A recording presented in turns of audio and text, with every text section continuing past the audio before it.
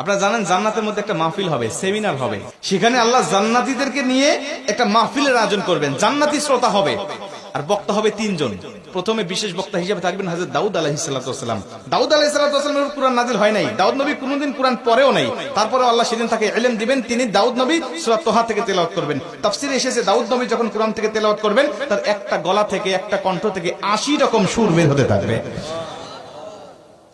জান্নাতীরা দাউদ নবীর কণ্ঠে তেলাওয়াত শুনে তো পাগল, বলবে আল্লাহ কি তেলাওয়াত শুনতেছি, আমরা তেলাওয়াত শুনে শুনে জান্নাতে থাকতে চাই, আর কিচ্ছু চাই না। আল্লাহ বলবে এর থেকে কি সুমধুর তেলাওয়াত শুনতে চাও না? জান্নাতীরা বলবে আল্লাহ এর থেকে সুমধুর তেলাওয়াত হতে পারে, আমাদের আর বিশ্বাস হয় না। আল্লাহ বলবে কেন বিশ্বাস হয় না? দাউদ নবীর উপরে কোরআন নাজিল হয় নাই, দাউদ নবী কোরআনের জন্য মার খায় নাই। যে নবীর উপরে কোরআন নাজিল করেছি, যে নবী কোরআনের জন্য মার খেয়েছে, দাঁত শহীদ করেছে, মাথার হেলমেট ভেঙেছে, উহুদের প্রান্তরে রক্তক্ষরণ করেছে, ওই নবীর কণ্ঠ থেকে কোরআনের তেলাওয়াত শোনো কেমন সুমধুর শোনা যায়। আমার নবী যখন সূরা ইয়াসিন থেকে তেলাওয়াত করবেন জান্নাতীরা তো পাগল হয়ে যাবে, বলবে আল্লাহ কোনো হুর চাই না, কোনো গেলমান চাই না, কোনো নাজ নিয়ামত, কোনো শরাব, কোনো ঝর্ণা, কোনো কিচ্ছু চাই না। আল্লাহ শুধু নবীর কণ্ঠে তেলাওয়াত শুনে জান্নাতে হাজার হাজার বছর আমরা কাটিয়ে দিতে চাই। আল্লাহ বলবে জান্নাতি এর থেকেও কি সুমধুর তেলাওয়াত তোমরা শুনতে চাও না?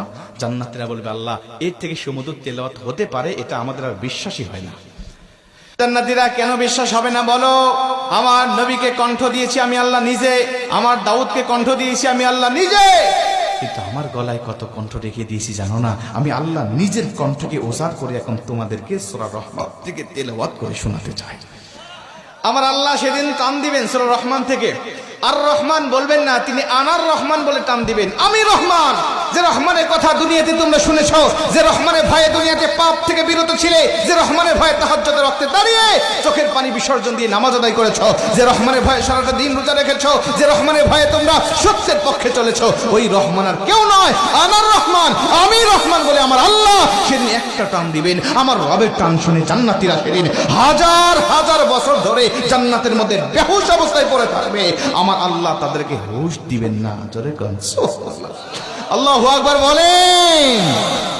দোয়া করছি আজকে যেভাবে বসেছি আল্লাহ যেন জান্নাতের মধ্যে আমাদেরকে ওই মাহফিলে শ্রোতা হিসাবে সবাইকে বসার তৌফিক দান করেন। জোরে বলেন আমিন, আরেকটু জোরে বলেন আমিন। মুসলমান ভাইরা আমার লক্ষ্য করেন, অনেক কথা আপনাদেরকে বলতেছি, একটুখানি মনোযোগ দেন। এই কোরআন যে তার মানে জান্নাতের মধ্যেও কিন্তু ক্ষমতা কমে যাবে না, জান্নাতের মধ্যেই কোরআনের ক্ষমতা কিন্তু বেড়ে যাবে।